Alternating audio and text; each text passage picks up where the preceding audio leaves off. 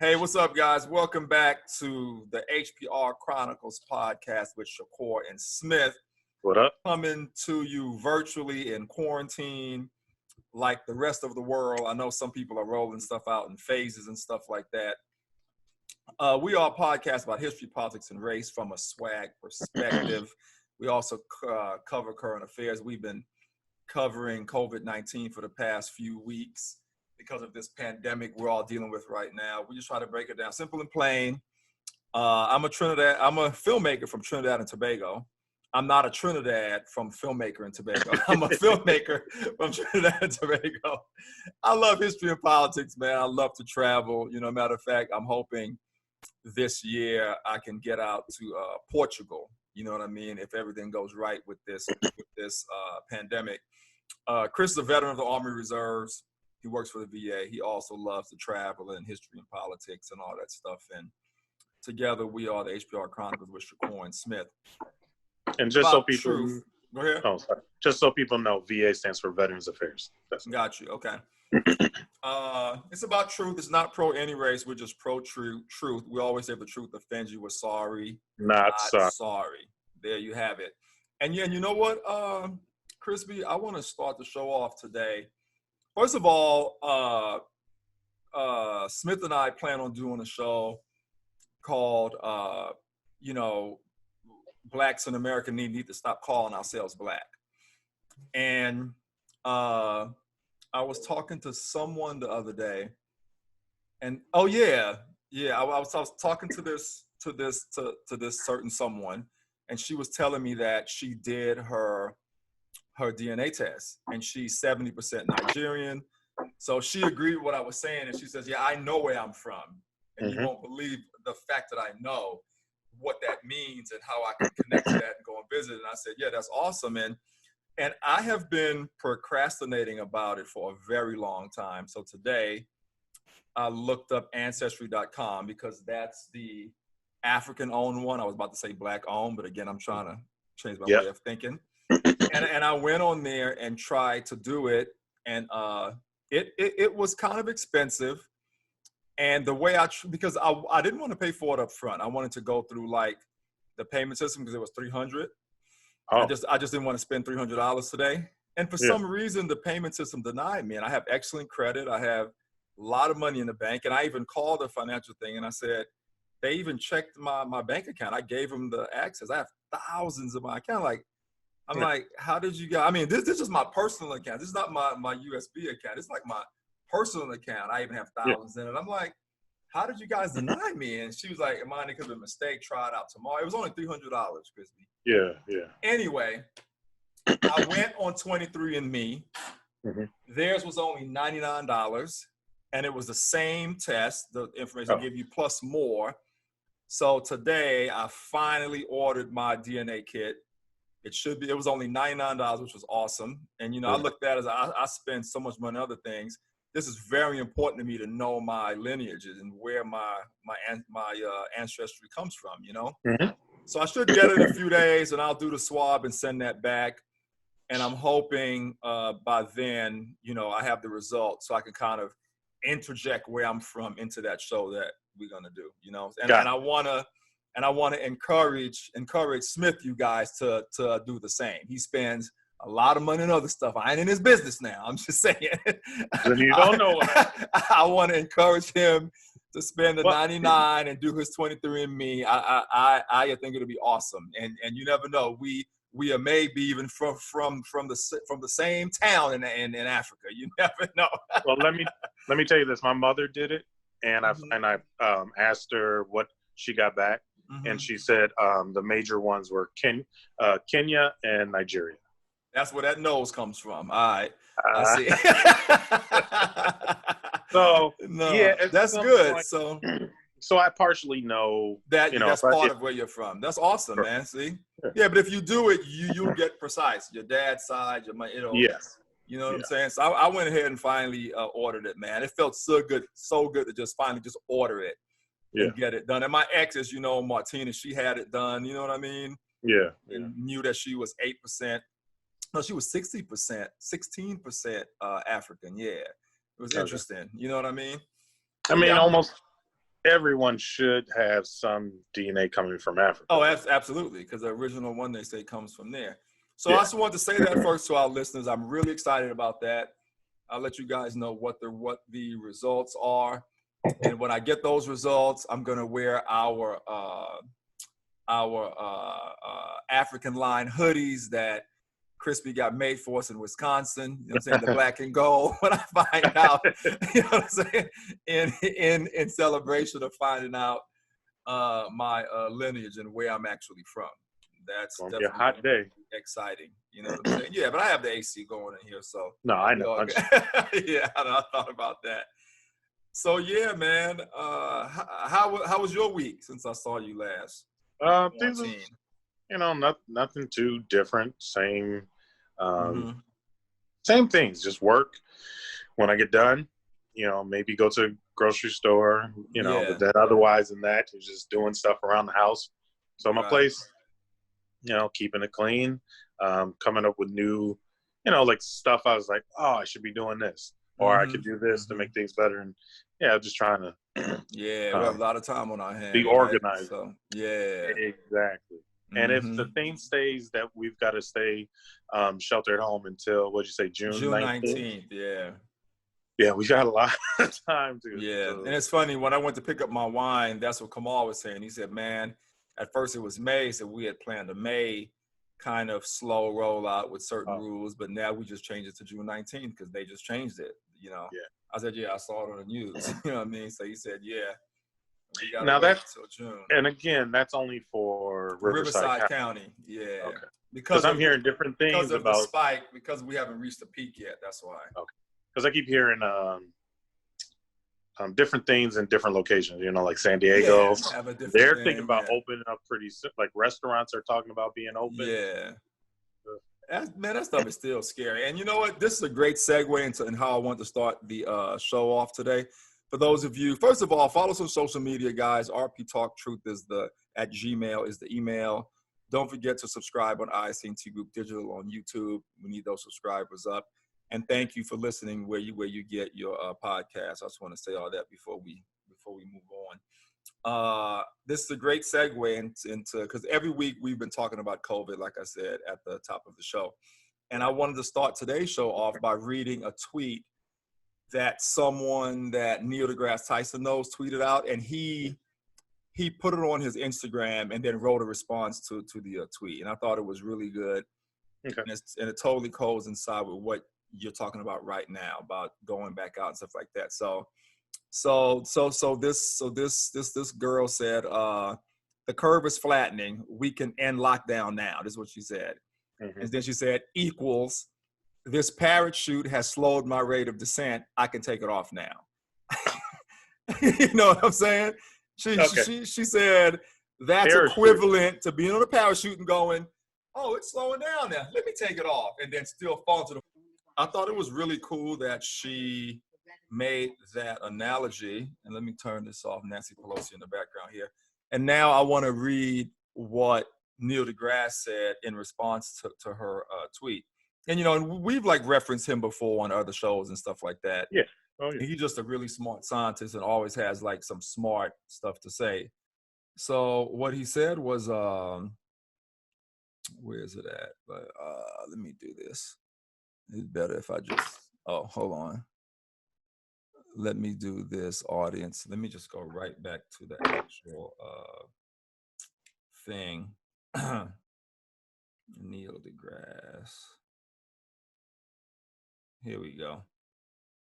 So what he said in response was, okay, so here it is. Quarantine ending needs to be systematic and strategic.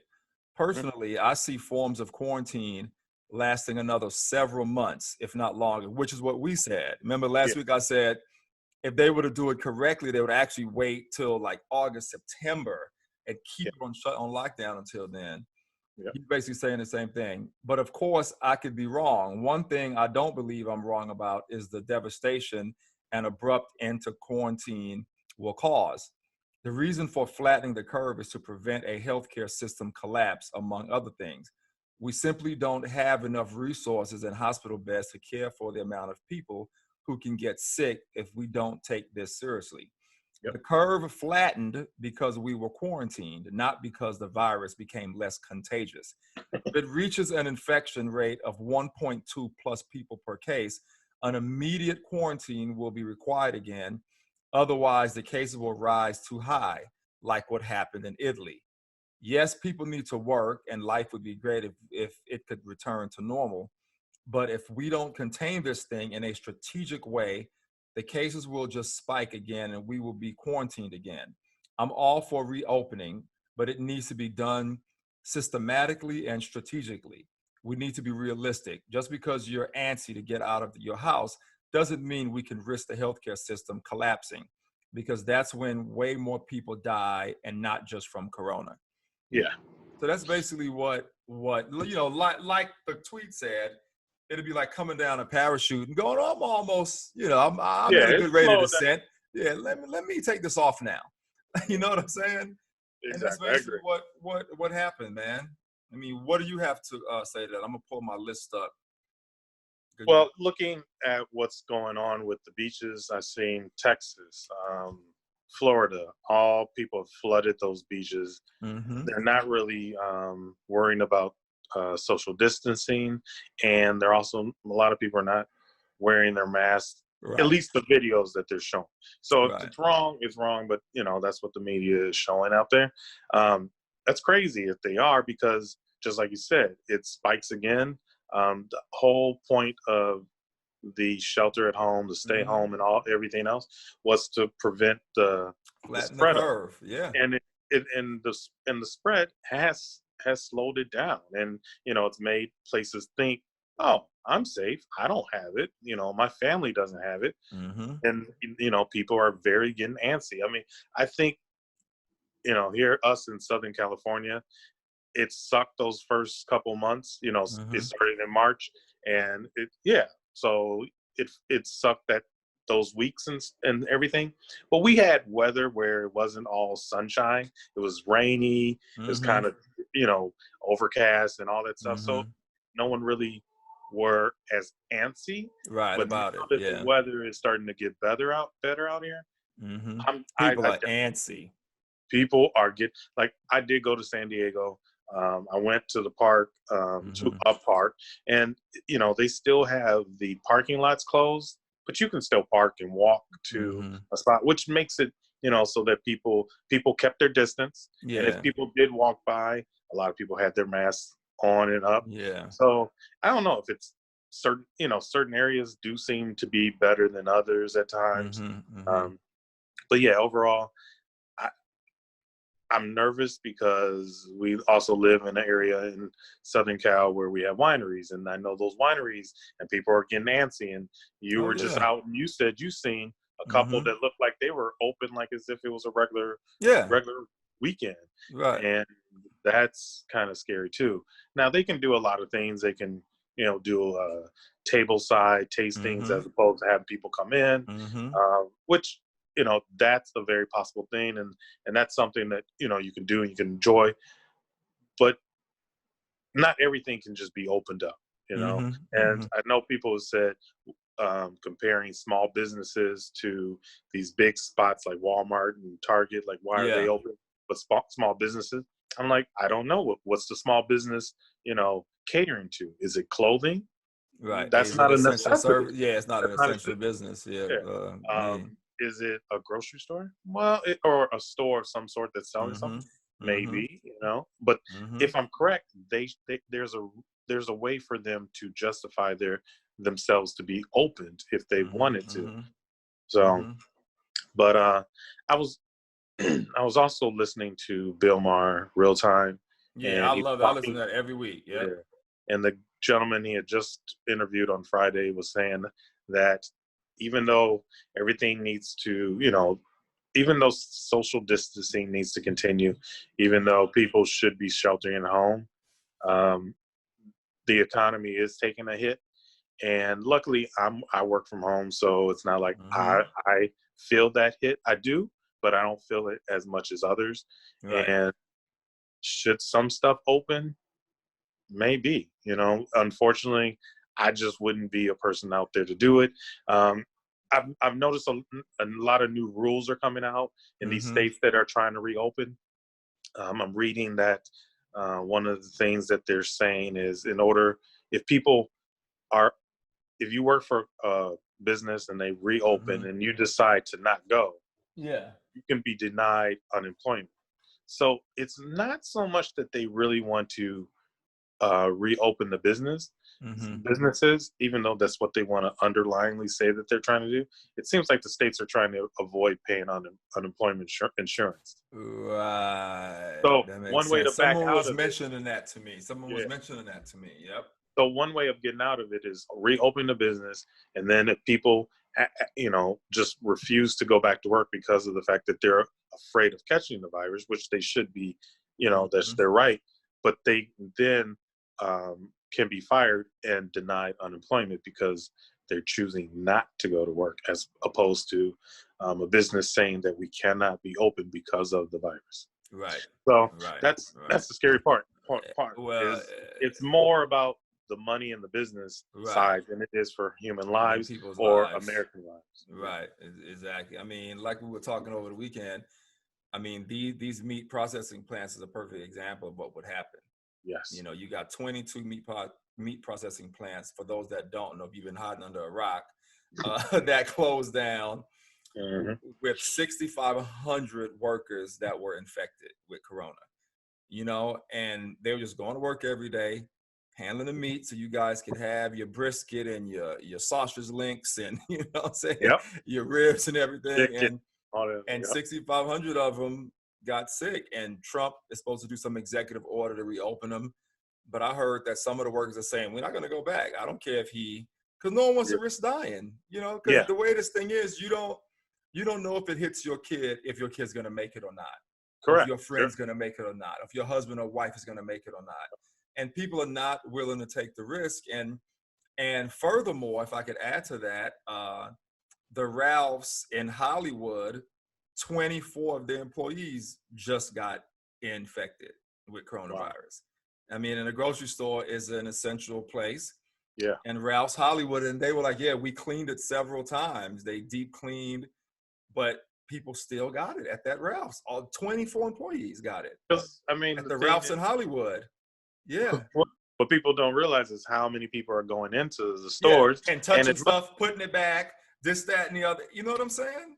And even though you're yourself as an employee, you're doing all the things you think you're supposed to be doing right. All it takes is someone else who was a coworker who's not doing the things right. Yep. Takes it back, and then boom. Something, you happen to touch your face, whatever it might be. But that was the first, besides the meat processing plant, which is essential if you eat meat. Besides that was the first time I heard that one of the grocery stores, or was affected like that, because they just stay open for us. And those people are on the front lines who work at these stores, just like the nurses. They're staying open and risking their lives every day so that we can continue to feed ourselves and get what we need and stuff like that. And getting paid minimum wage. Yeah, and not even getting paid a lot to actually do it. Exactly. Yep. It's not like they get hazard pay or anything for any of that stuff, what's going on. It's not like when they, when they find out maybe the company might help them in some way, but the fact that they even have to take that risk is like, you think we're thanking the doctors and the nurses, and they definitely deserve everything, and scientists for working there. But the essential people that and I hate putting stuff back on just different party groups, but time and time again, Democrats bring about bills to raise minimum wage, and Republicans usually vote against that stuff. And that's the people who are essential right now. It's always the lowest man as opposed to the people who are up higher. So right. Anyway.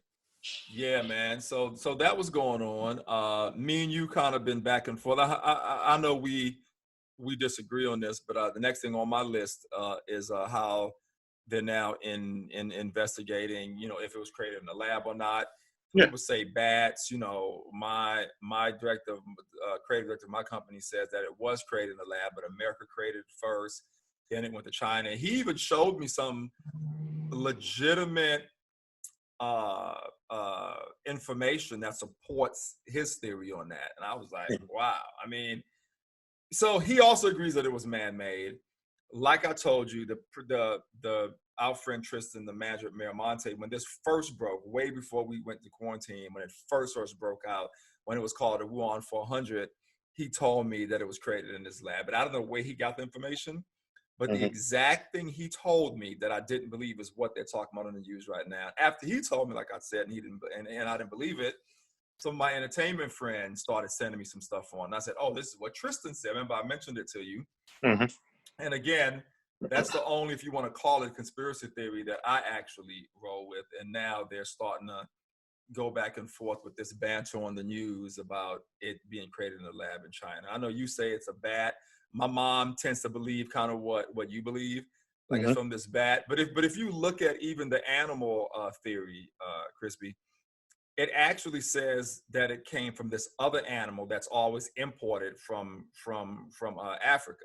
It wasn't even the bat at first. When they was saying it was from an animal, it was from the armadillo-looking thing that has like scales, almost like an alligator. Almost, I forgot what it's called, but they were saying it was from that animal.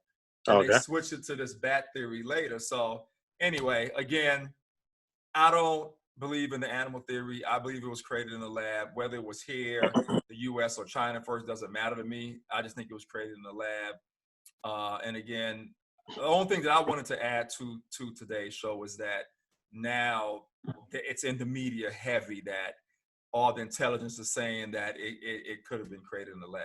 I know you have a different spin. So yeah, I'll go with this. Is that I don't have proof that it is or is not man-made, or just that it that is not, But I did come across an article that said it's a U.S. researcher who worked with a Wuhan virology lab gives 4 reasons why a coronavirus leak would be extremely unlikely.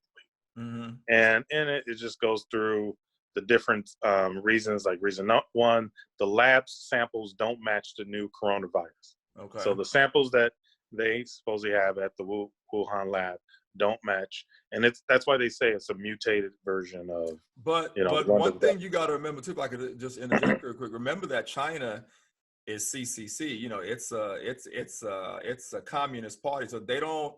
Information that comes out of there, you can't really, what I'm saying? You have to be careful with the information that's coming out of there, because they don't tell us everything. They hold stuff back. They were just talking about that, No, I hear you. So if the information is from China, I just want to say that to our audience, but everybody knows that. They're known to do a lot of misinformation and not, divulge what's actually going on, So I do agree that, and we're seeing that the reports of the virus and how it's spreading throughout that country is not being reported correctly. But what I'm trying to just put out there is that the person who wrote this article is saying that the person worked with a virologist who collects samples. She VHENGLI Vengli or whatever, and how it circulated among bats. And then like the lab, so another reason the lab implements rigorous safety protocols. Just that the way they handle things. Okay, so I remember I'll finish with the. Yeah. Reason number 3, the coronavirus is the latest in a long line of zoonotic disease outbreaks. So in that one, which was kind of interesting, it kind of talks about how it's the latest coronavirus that has jumped from an animal host to humans. And this was done like the outbreaks of Ebola and SARS. Those are also similar things that they cross-species hop, or something called spillover event, where it goes from being an animal and somehow, it connects and gets into a person. And usually it's people who are around, diseased animals, and they catch it. And because in 2009, 2010, H1N1 pandemic swine flu that started in pigs, and it nearly killed 300 people. People caught the bird flus via direct contact with infected poultry. And then there was other pandemic influenza strains, including the 1957 Asian flu and the 1968 Hong Kong pandemic, which likely started in birds. So in the last 45 years, at least 4 epidemics have been traced back to bats. And so then reason number 4, everyday people are more likely to get infected than researchers who wear protection. So if the idea is that a researcher got infected and then walked out, because, you know, they're going to be covered and they're going to wear those safety outfits, the PPE type things. But one thing I've been reading that I read and a lot of the stuff is that a lot of these diseases or these potential pandemic viruses will most likely, and this is everything that's shown, will come out of China. So it coming from China is just natural because they have so many things there, and the more people, like their people, go looking for food or something, and they then come in contact with these animals, the spread, the chances of them getting it and then transmitting it to other humans is very likely. So again, we'll find out eventually. Reason why I kept saying it's propaganda is because Trump wants someone to blame, and he wants to blame China. He's been trying to, even though he commended the president of China for doing a great job when it first started, and how it was never going to come here, and and by cutting off the flights from China, he had, but after he did the flight thing, he didn't do anything else. And that's my thing. It's just, I don't see the evidence right now. I'm listening, I am looking forward to hearing more. And if it is a leak, then there's a lot of repercussions that have to come out of it.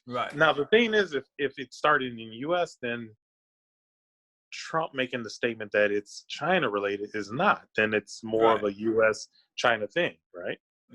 Right. If you believe that theory, like some believe, I mean, and one thing I have to say about the list you just went down, the number 1 on your list it's not possible. And the reason why it's not possible, and this is the problem they're having with China, is that since this broke out, China has not let anyone from any part of the world come into Wuhan, no scientists, no scientific officials or anything, so that they can start collecting information and see how this started. That's problem 1. So it's no way that someone can theorize and say, oh, you don't know if it was a mutation or whatever. She couldn't even know that because no one's been able to go in there. China has literally shut the entire world out and said, well, no, you guys are not coming in here to research anything. So because no one has seen it yet, except China, like went to the lab and figured out any of that stuff, no one has done that. They were just complaining about it on CNN, how China needs to let people in so they can investigate to see what the inception of this thing came from, and they have not done that. But let me finish saying what I'm saying though. Then another thing about it being a strain of corona, that's also not true, because when this thing first hit, it was called a Wuhan 400. It said that China tried to call it a coronavirus to cover up that it was actually created. You know what I'm trying to say? It was never called a coronavirus at first. And I understand that a lot of coronaviruses have been out and stuff like that. And I know there's different strains of them. I get all that. And some of them have come from animals in the wet market and stuff. I get all that too. But from the beginning, this was never called a coronavirus. All that narrative changed as it started to come out and affect the rest of the world. Then it turned into coronavirus. Then they switched it to COVID-19 to donate the year it came out, which was 2019.